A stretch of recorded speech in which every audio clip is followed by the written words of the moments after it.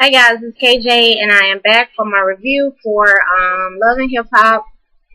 I decided to do 1 and 2 together because they both came on like in the same week. So just to kind of save some time, instead of doing one separately, I did 1 and 2 together since it's all in 1 week. So yeah, we're gonna go ahead and start out with that. I'm so glad Love and Hip Hop is back, y'all, because this is one of like my favorite Ratchet shows on TV, like for real. It's one of my favorite shows from Ratchet Monday. I'm so glad it came back as far as especially Atlanta because the rest of the Love and Hip Hop they're not really like on point like Atlanta for some reason. I don't know why. Anyway, so I'm glad it's back and this is the first episode. This is let me just pull up. I got a couple of notes, not many, but we'll just start with that. So first we got okay, good. So first we start off with I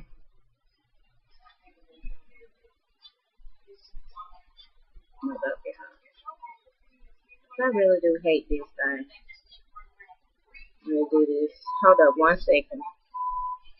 I'm still trying to pull up these notes and having a very hard time. Alright, so Jocelyn and Stevie J move into a new crib. They got a new place and it's a really nice like big house or something like that. But so that's they got a new place and they basically talk about how he had to go ahead and get the mansion and everything. She was like, yes, this is my mansion. And what she said, they split the bill 50-50. And they talk about how it feels to be married and whatnot. And she's like, she is Mrs. Jordan. But they went to the courthouse and it's not really her dream wedding. So she wants definitely to get her dream wedding going with Stevie. But Stevie J talks about a post-marital birthday bash. She repeated post-marital like she never heard the word. You know, she spoke in English, so she like post-marital. So that was funny to me how she repeated it back because that was like a word she never heard before. Anyway, they have a post-marital birthday party, so they're going to celebrate. He says he's lucky. He's a lucky guy, and she I know, you know, she said she was tired. She said, I know you tired of them old throwback ass hoes you be messing with. So she had this really cute, like, lace gown thing. It was really, really cute. I liked it. So, and I like Jocelyn, so I like Jocelyn. She's funny as hell, and I just like her, period. So we move on to Rashida and Kirk and the baby, and her, Rashida has had the baby. The baby was, I think his name is Kyle. What's the name? No, that's her other kid's name. Carter. Yeah, Carter. So she had the baby Carter, and she just talked about how, you know, she had, her pregnancy was great, but after pregnancy she did come down with pneumonia, so she was in the hospital for 2 weeks after the baby and everything. So now she's at home, and you can tell like she hasn't really dropped all of her baby weight, but she looks great, she looks nice, and so she was just kind of taking care of the baby. Kirk came in and kind of took over, and he was just talking about, you know, they basically both were saying that their marriage is still on the rock. But, you know, he still lives in the house with her, and but they sleep in separate bedrooms.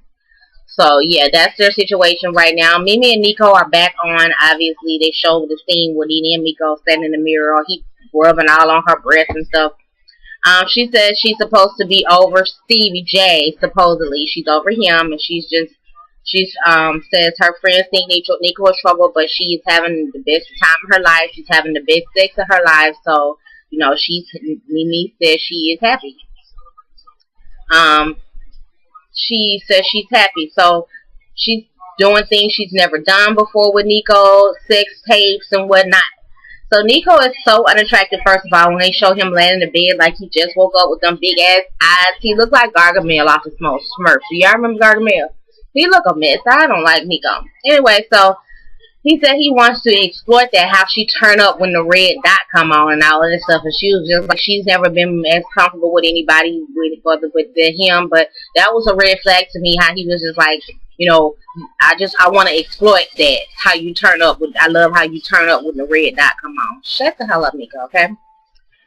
Waka Flocka fiance Tammy. So she's a really cute chick. She shows up on the scene at Waka Flocka's concert. After the concert, they go backstage and they start talking about You know, she talks about that she's had some commitment issues and issues with him, you know, and she's just kind of, you know, ready for them to kind of recommit to each other. She basically says that, you know, even though they've been through a lot, you know, he's now saying that she is the one, and they're engaged now, so he's want to get serious about the situation with her. And I think, you know, like I said, she's a really cute girl, and yeah, I think that make a cute couple. Scrappy and Bambi are playing love and basketball on the basketball court. I like Bambi. I like Bambi from LA. How what is it? Basketball Wives LA, when she was a friend in Malaysia. So I've always liked Bambi, and I think her and Scrappy make a cute couple. But you know, I just know Scrappy is not about the right thing. So anyway, um, Bambi and Scrappy are playing basketball. They say they've been kicking it like 3 months, and he talks about how cool she is and all that stuff. And she says, you know, she's been around since rehab, and he was still kind of in and out with Erica. She said, but now he's giving her the impression that he want to be with her. They want to be together. So he's kind of jogging past the hoes right now. He's missing everybody to focus on that. So anyway, we move on to Mimi, Arian, and Erica. They meet up at the restaurant and having some drinks. And they talk about that they haven't talked in a couple of months and seen each other. The Arian is dating some chick, some DJ chick, so she did come out last season to say that she was gay, so now, or bi, or whatever, so now she's dating some chick, which I follow her on Instagram, and I see the chick. She's a cute chick. Erica's also dating O'Shea. He's a model. She said he's a red bone. I saw him on Instagram a couple of times, but he wasn't that attractive to me. He's not a nice body, but he wasn't as, you know, he wasn't my type. Anyway, so she talked about that, and Mimi brings up that she's still dating Nico. And so Arian was like, who is your boo? She was like, Nico, the same boo. So they was kind of shocked that she was still dating him, because, you know, when we went off last season, they were not on the best of terms because of something. I don't even remember what it was, but it was something. What is wrong with this? They weren't on the best terms for whatever reason. I forgot. But anyway, being that they BFF or whatever, you would think that she would know that she's not dating him no more. But she didn't, so whatever. They was catching up about that. They talked about Stephen J and Jocelyn having that premarital birthday party, and they just asked me, you know, would she be upset if she go? They go. So, but both Arian and Erica are gonna go to the party and kind of bring back the gossip on what happened at the party. They Mimi reveals to them that she's making tapes with Nico and whatnot, and she's just really enjoying it. So Erica's like, it's so good, you gotta document it. So they like, you supposed to keep the tape, like not him. And Arian's like, she wouldn't trust him with nothing. So why would Mimi trust him with a tape? It's just sad, you know, it's really crazy. Anyway, Tammy and Rashida and Deb, which is Waka Flocka Mama, they meet up to have, I guess, for lunch or whatnot, and they talk about the wedding that they're supposed to be planning for Waka and Tammy, but Deb is planning the actual wedding. It seems like Deb and Tammy do have a pretty good relationship. They seem to get along pretty well. Deb tells Rashida that she and Kirk are life partners, and just kind of giving her some insight on how she needs to kind of stick it out with him, and he's a good guy, and he was there the whole time with the pregnancy and everything. So they just talk about that. And yeah, Deb is kind of taking over the wedding, so Tammy does not, you know, have a lot of deal with the wedding planning, but she was like, she's not picking my dress. She said they got tattoo rings, but she's gonna get a diamond pretty soon. Nico, let's see here. Nico surprised Mimi with a dinner. She talked about how she was so excited and how she feels safe with him and all of that stuff. And so he drops this bomb. Now this is the setup script of the damn sex tape. This bag was stolen on their way back from the Bahamas or in the Bahamas and whatnot, and the media takeout got a hold of the tape, and she seems to be upset, and his first response is to capitalize off the shit. Like, he don't have no kind of feeling about the fact that the sex tape is out. Like, this is nothing that he's concerned about at all, as far as his reputation and his well-being and what he looks like. He's just basically saying, let's capitalize on it. That's his first option. So, this, like I said, this is the setup scene, the scripted setup scene about this sex tape. Now, this is what I don't believe. Now, I'm not saying I don't believe Mimi, but I don't believe Nico. Like I just don't believe Nico. That's the whole thing about it. So anyway, she was like, I have a daughter. He's not really concerned about that. He's hoping everything works out with that, but that's not his main concern. So Scrappy and Bam go over to meet Mama D at the little restaurant spot, and Mama D sitting there talking to some man, flirting with some man and whatnot. And so he introduced her to Bam, and she's still talking crazy, and she said she did do her background checking, and she said the girl been hoeing around in LA and using her son. So Bam was like, so you calling me a hoe? Like, what exactly would I be using your son for? So she was like, to get where you want to be in life. She's like, I'm already where I want to be in life. So she tells, Bam tells Scrappy she wants to keep it. She tells Bam that Scrappy want to keep his options open. And she said something dumb, like he got one egg in his basket. But she meant to say he got more than one egg in his basket. Mama D just dumb as hell.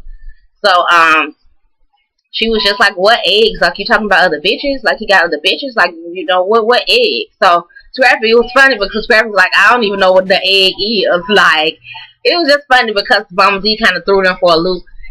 We're trying to talk all these damn riddles that she be talking in and shit.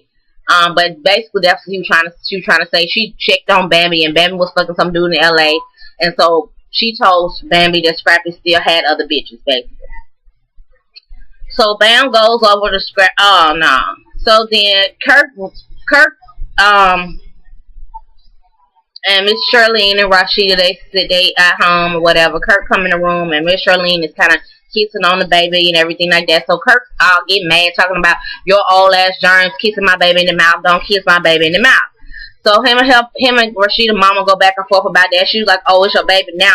Before it wasn't your baby, he was like, well, I'll find out. So Kirk is trying to say that he don't think that this is his baby, which I think is ignorant and stupid to tell.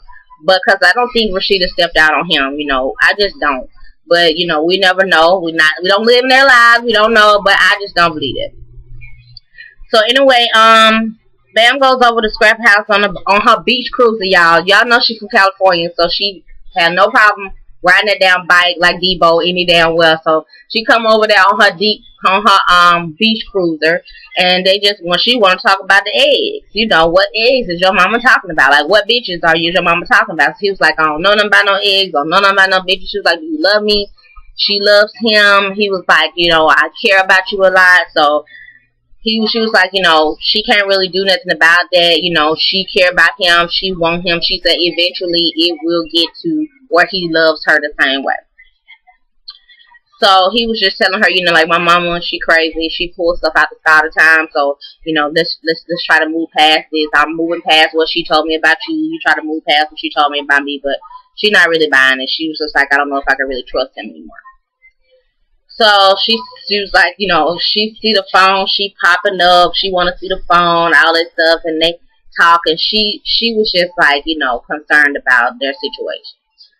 So it's time for the party. Benzino was there, and they got a cake made, like a stack, the post-marital party that Stevie J and Johnson are having. So they got a cake made out of stacks of money, and everybody's having a good time. Arian and Erica talked to Jocelyn about the marriage and kind of questioned her, like, did you got a marriage certificate? You got a ring? You got what day was it? You don't remember what day? You don't know exactly what day? All that kind of stuff. So that kind of pissed Jocelyn off. Like, bitch, she's like, I have no reason to lie about my own damn marriage. So, she was just kind of pissed off about that.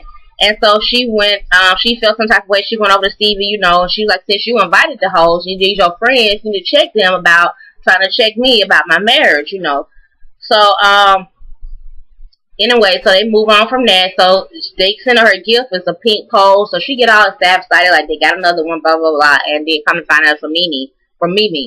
So she was kind of pissed off about that because she's trying to be funny. We all know Mimi, if she said that, she was trying to be funny about the whole stripper thing, sending her a pink stripper pole.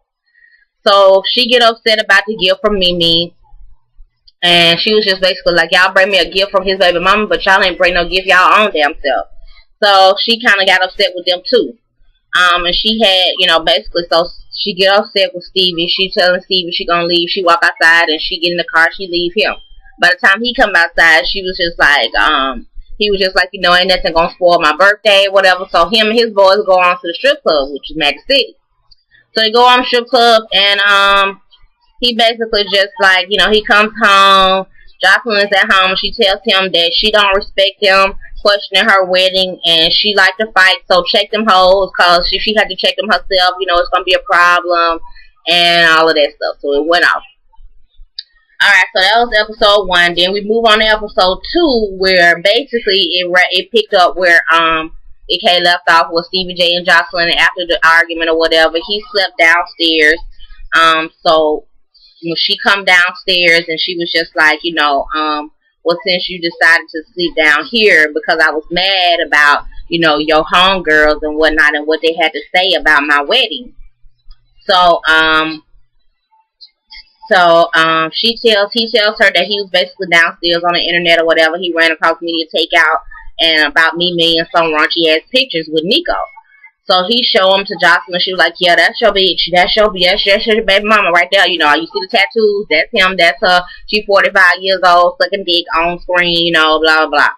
So she throwing all her hate out there because, you know, this is just the icing on the cake for Jocelyn to have to see Mimi in this situation. So,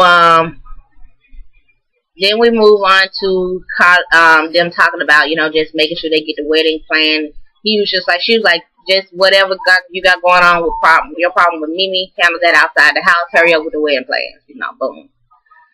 So Karlie Redd is acting, y'all. Karlie Redd is so, she come off so desperate to me and just so want to be a part of this, and so want to be a part of something. It's just not cute. I don't like it. I don't like it at all. Anyway, she's so-called acting. She just introduced us to her. They show her like a little script where she's doing her little acting thing or whatever. She introduced us to her man, who is Yung Joc. She says he's an upgrade from Benzino, Grammy Award winning, Forbes list, blah, blah, blah. And he putting it down in the bedroom. So this is so funny to me because he is just not what's up. Nobody's shaking for Yung Joc, as nobody is shaking for Karlie Redd, so whatever. He says they've been dating about 8 months and she's insecure about their relationship. Many reasons. One was he had the same clothes on that he could trap that he had on the night before. And he was like, you know, you could trap in the same outfit, but if you're a Grammy Award winning Forbes list, so you say I ain't never seen that shit, but if that's what you are, why the fuck are you trapping, nigga? Like, seriously, you need to backtrack. You going backwards right now. Trapping and in the same clothes, that's what niggas do who trying to get to where you supposedly are. So, boo, no. Miss me with that. Miss me with that. A complete downgrade. At least Benzino did change his goddamn clothes. Anyway, so they take more than a damn bird bath. Like a bird bath? Really, nigga? So you been in these clothes 3 days and you took a bird bath? You just wash your ass? Boy, stop. Anyway, so she let him know that they should live together. So to make her trust him more, which I think is a stupid ass bad decision or whatever. So he was like, you know, they were going to talk about it because, you know, he had to think about it because he just was in a 10-year marriage and he don't know if he want to just jump right into back something so serious. So he want to think about it. FYI, Yung Joc is extreme unattraction. Extreme unattraction for me. Anyway, Mimi and Nico packing for the trip to LA to go to meet the dude from Vivid. And she seems upset that he is getting, you know, that, you know, basically the fact that he even got the whole sex tape. Because she was like, it's getting crazy, and, you know, she just don't know what to do. You know, the best decision for her to make is kind of like the worst decision for her to make. You know what I'm saying?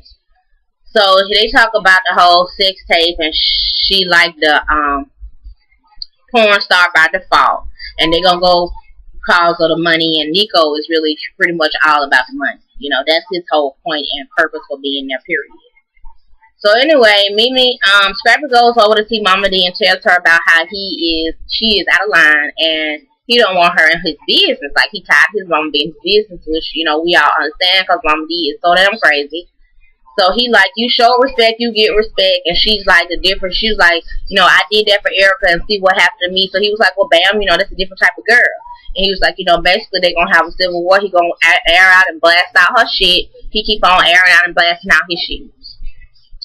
So basically, Kirk and Rashida move on. I'm sorry, Kirk and Benzino were at the motorcycle club, motorcycle state shopping. He's talking about, since we remember how his motorcycle was towed up by Rashida's mama, he going to go buy him a new motorcycle. In the meantime, he talking about his marriage to Benzino, and Benzino, of course, always, as usual, telling him some good shit. Basically, Rashida's a good chick. She a hustler. You don't want this single life, you get with these Instagram and Twitter hoes and see what happened. Like it's just it's a bad situation. So he was like, why Kirk won't just go home to his family and be happy about it? That's what he would do. So Kirk started talking about he got doubts that the baby is his, which I think that's stupid as hell. Like you got another little boy, I think his name was Kyle or something like that, but he looked just like Rashida too. But did you have a DNA test on him? You claiming him? Like I said, that's dumb as hell. Like you don't. Everybody knows that if you have a child, your child can look like the mother, the father. Your child can look like their grandma or your brother. Like it ain't really because it's all about DNA and genes. Like he ain't got to come out looking just like your ass, and don't nobody want no 3D goddamn Adam's apple. Okay, don't nobody want their son have no 3D Adam's apple. So go to hell with that shit, Kurt. Nigo and Mimi arrive at Vivid, and he's just telling them about their options. Basically, either they can make some money off the tape, consent with it, sign off and make some money themselves, or they can just say they don't want it out, and whoever put it out or whoever gave it to them, do what they're gonna do with it. So they don't really have a lot of options to benefit from this shit. In the event, even though it's a fucked up situation, quote unquote, they don't have a lot of options to benefit from it. So he was just like, telling them all the options. And so Mimi was like, my main concern is how did you get it? So whoever gave it to Vivid signed some type of non-disclosure agreement where they cannot reveal how they got it to begin with, which is the fucking nigga sitting right next to you, if you ask me. Anyway, so he go out the room and let them talk about it, whatever. They're talking about it. Nico kind of just break down the options again. It's either the money or no money.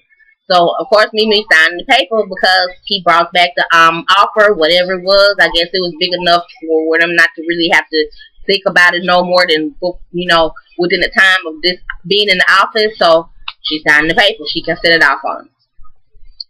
So, then we go on to Erica and Scrap, and they meet up, and they haven't really talked, and, since she gave back the ring. So they talk about how each of them have moved on and and she said that she had got some text recently from him, basically I guess maybe flirting or whatnot, and he's like, if you happy, I'm happy. So they both are dating somebody else right now, and he's not really in love, and he's texting her like, I'm waiting on you, and she was thinking that she may be falling in love, so she basically want to kind of just talk to him and let him know. So he like, so she basically just kind of coming to him, trying to, as an adult, to tell him what's going on in her life or whatnot. And he was just like, she feel like she falling in love. So he like basically, well, hit me, let me, I'll fall. Well, it just hit me. Like I'll fall back. He never thought that he would see the day that she was loving somebody else, but he got to deal with it. So if he's happy, he's happy for her. And she said the same thing. Like she says, she's happy for him. And like, since you good, would you be willing to meet my dudes? And he was like, no, I don't want to meet him or whatever. All we need to really focus on is co-parenting. So they toasted up to co-parenting and no fugazi and no extra. So Young Jock Ugly Face is at Magic City. Carly Red come down, flying down in Magic City because she found out he was conducting business over there. She see him taking body shots off a stripper. So she going off. Like, why you gotta be doing this? Why you gotta be doing that? Tell them beaches 5 feet or 5 minutes. And so he's saying he working at the strip club, connecting with people. I don't know what kind of connection he doing, man. Like I don't see any men he working with or whatnot. So whatever. Jock ugly anyway, so nobody care. So he bring up the moving again. She bring up moving in again. And so he surprises her with, they're gonna go ahead and close on the house in 2 weeks. So she's happy about that. And so he basically just trying to show her how serious he is about the situation. Meanwhile, she asking like, do you love me? Do you respect me? And they kissy and all that stuff. And it's a bitch ass in the background. Stripper ass just bouncing and twerking in the background. It's like, Scrappy meets up with Erica. Now this is not Erica, the baby mama. This is his homie, Erica P. Erica P is like a video chick from back in the day with him when he was doing videos. So they cool. and they've been knowing each other for a long time. He said they got along right away excellently. So they talking about the new chick, which is Bambi, and he telling her how he not quite ready for what Bam was ready for, but he do care about her. And she just like, you can't be by yourself. I noticed that you can't be by yourself. You always gotta have somebody with you, a female. So, and even though even though they are having this real talk conversation, they are still flirting and making eyes and touching hands and all that stuff. So he admits that he does think she bad as hell. And so right there tells me that they fucking. Cause Scrappy is a cheater. Scrappy has never been faithful to none of these girls that we know about him being with. So just the fact alone that he thinks she attractive, he gotta be messing with her. Just like he treated Shay. He's saying, basically explaining Erica P as the same relationship that him and Shay had, and we all know him and Shay was fucking and probably still fucking to this day. So we go on over to Erica's house with Mimi and Arian and Erica there. They just kind of going to talk about to fill her in on Stevie J's post-marital birthday party, and she's going to tell them about the situation in LA. So they talk about it. Erica's like she got fucked up that night. She blacked out, and, Erica was just like, I asked her about the wedding and the wedding dates, and she wasn't even sure about the dates or whatnot. She said when she got the gift, she kind of stormed out the room. So Mimi kind of felt like that was funny, and she kind of got tickled about that. Like, she got mad because of the gift, whatever.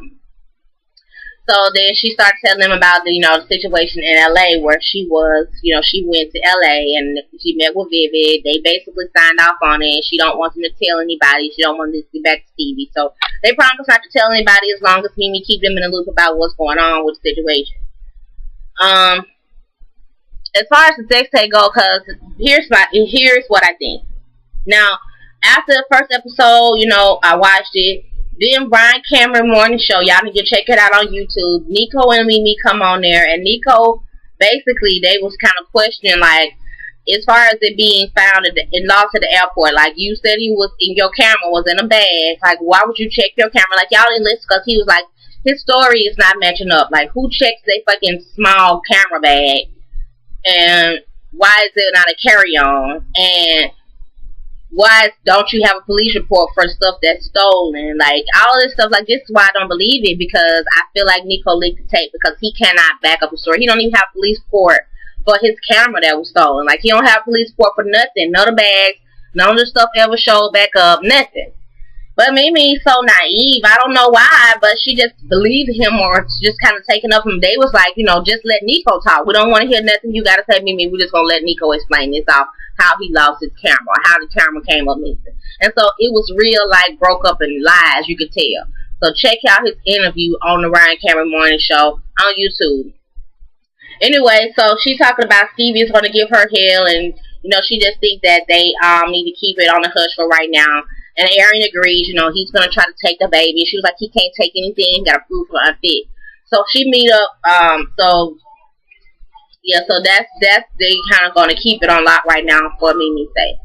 Move on to Kirk and the baby, Carter. He's just kind of talking about, he feel like, well, she just stepped out on him and everything like that. So because he don't really have no proof about it, then he want to just go ahead and get the baby a DNA test.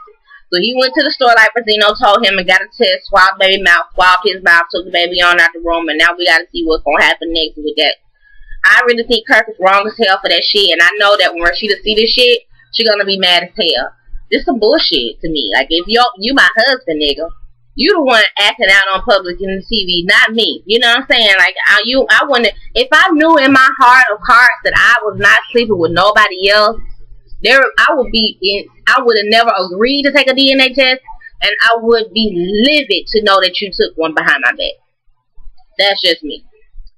Stevie J and Mimi meet up at the little spot restaurant or whatever. So they kind of shooting the shit at first, kind of joking around with each other when they need to really get to the damn point. And he talking about the pictures and whatnot. So he was just like, what's up with that?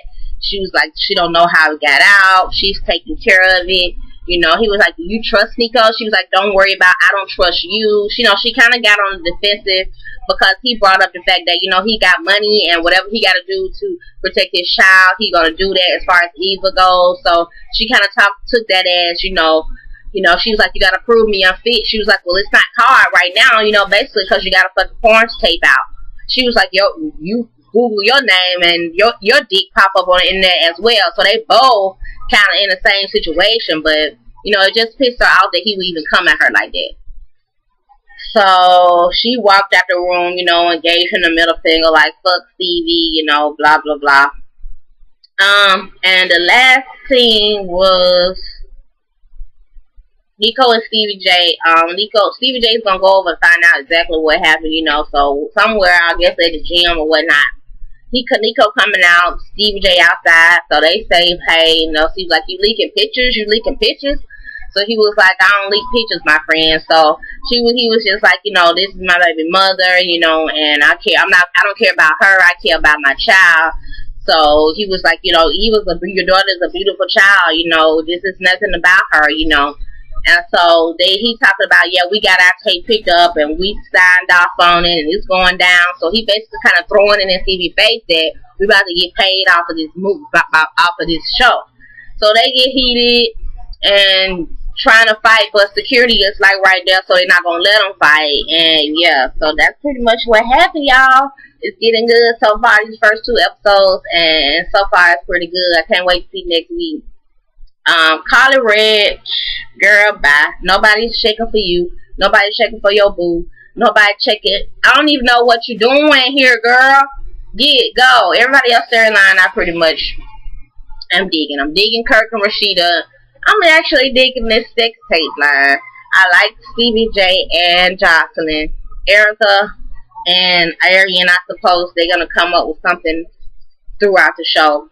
And I like Erica, I like Scrappy and Bam. So yeah, that was my Love and Hip Hop review. Season 3, episode 1 and 2. Please don't forget to rate, like, comment, and subscribe to my channel. And tell a friend. Alright, you guys. I'm out of here. I'm going to come back and do Hollywood Exes. And, I'm going to do Bad Girls Club, but I didn't do the first one because it was like a Meet the Girls. But I'm going to do the first actual episode when it comes on next week. Alright, y'all. Peace out.